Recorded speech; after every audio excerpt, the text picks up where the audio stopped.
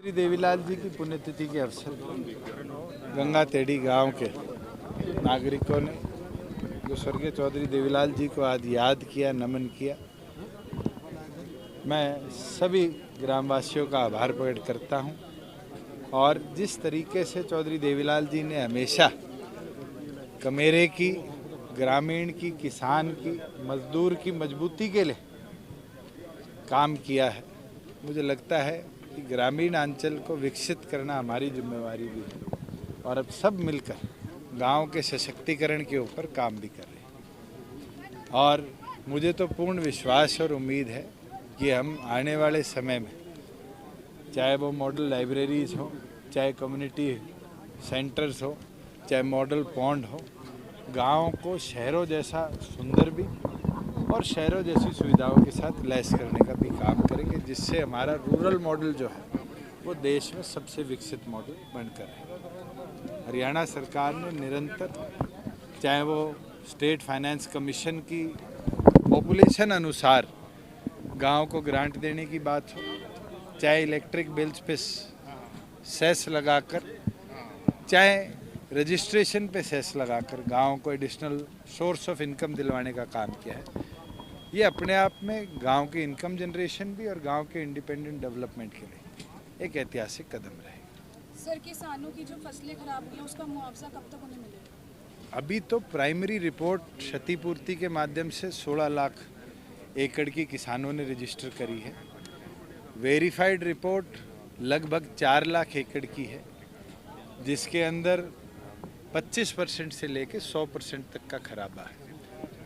Individual district से report मेरा अनुमान है कि मई तक आएगी और मई के पहले या दूसरे हफ्ते में जिन जिन जिलों की रिपोर्ट्स हमारे पास फाइनलाइज डिप्टी कमिश्नर्स भेज देंगे, पैरेलली उन जिलों के अंदर मुआवजा राशि किसानों के खातों में हम भेजेंगे।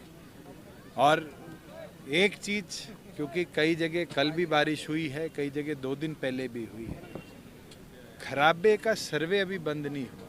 अगर कोई भी फार्मर चाहता है कि वो अपनी खराबे की रिपोर्टिंग सरकार तक पहुंचाए, तो वो क्षतिपूर्ति पोर्टल को खोलकर, अब तो मेरी फसल मेरा ब्यौरा भी खुल चुका, रजिस्टर कराकर सरकार को अपनी रिपोर्ट दे सकता है। सर, इसके अलावा फसल में जो नमी है, परिवारों के लिए मुसीबत बन गया, क्योंकि इसमें अपने आप की इनकम वेरीफाई होती है।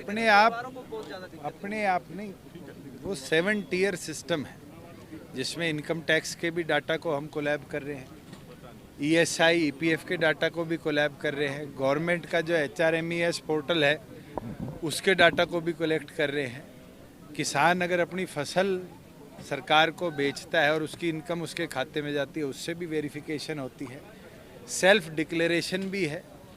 और अब तक हमारे पास 3.5 लाख परिवारों का रिवीजन की मांग आई है और उस रिवीजन के अंदर सिर्फ 32,000 की पेंडेंसी पड़ी है। अगर किसी की भी PPP पे इनकम वेरिफिकेशन नहीं आ रही तो वो पोर्टल पे दोबारा डाल सकता है, सरकार उसको रीवेरीफाई करेगी। सर, फसल में जो मॉइस्चर काफी ज्यादा आ रहा है, उसमें कोई मतलब खरीद में दिक्कत आ रही है? हमने कल सुबह पत्र लिखा है केंद्रीय मंत्री पीयूष गोयल जी को कि एक तो नमी में छूट दी जाए, दूसरा इस बार शाइन भी नहीं आई क्योंकि अनसीजन रेनफॉल है, और थोड़ा दाना भी काढ़ा है, उसको लस्टर लॉस हम कहते हैं, लस्टर लॉस के अंदर भी रियायत स्टेट को दी जाए। जैसे ही उनका रिप्लाई परमिशन के साथ आएगा, प्रदेश सरकार, क्योंकि हम प्रोक्योरमेंट केंद्र के लिए करते हैं, उनके नियम अनुसार हमें चलना पड़ेगा, हम वो रियायत भी किसान। सर, एक किसानों की जो बेसिक समस्या है, जो भी ये पोर्टल्स खोले गए हैं, बहुत सारे किसान हैं पढ़े लिखे नहीं, उनको यूज करने नहीं आते, वो कहते हैं कोई हमें बताने के लिए बहन जी, मैं आपको एक चीज बोल सकता हूँ, आज के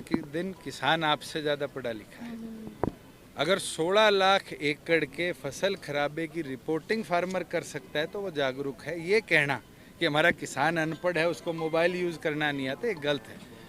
कई जगह नहीं, अगर किसी को डालना आता तो हर गांव में कॉमन सर्विस सेंटर CHC खुले हुए हैं, किसान वहां जाकर भी अपनी फर्द की डिटेल को अपलोड कर सकते हैं। और मुझे नहीं लगता कि आज के आधुनिक ज़माने के अंदर रजिस्ट्रों पे, पेन कापियों और पटवारियों पे जाना ज़्यादा बेहतर तरीका है। मुझे लगता है कि सेल्फ इंडिपेंडेंस अगर हम फार्मर को दें और उसको वो ताकत दे कि वो अपनी रिपोर्टिंग खुद कर पाए और अधिकारी पे डिपेंडेंट ना रहना पड़े, वो कहीं ना कहीं सशक्त और जागरूक बनाना है, और हम कर दिखा रहे हैं। सर आजकल हरियाणा ऐसा की बात हो रही है की तरफ ज्यादातर है बेरोजगारी के चलते।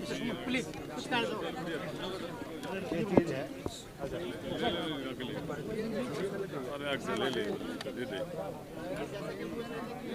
हरियाणा का युवा है वो बेरोजगारी के चलते दोस्तों का रुख अपना रहे।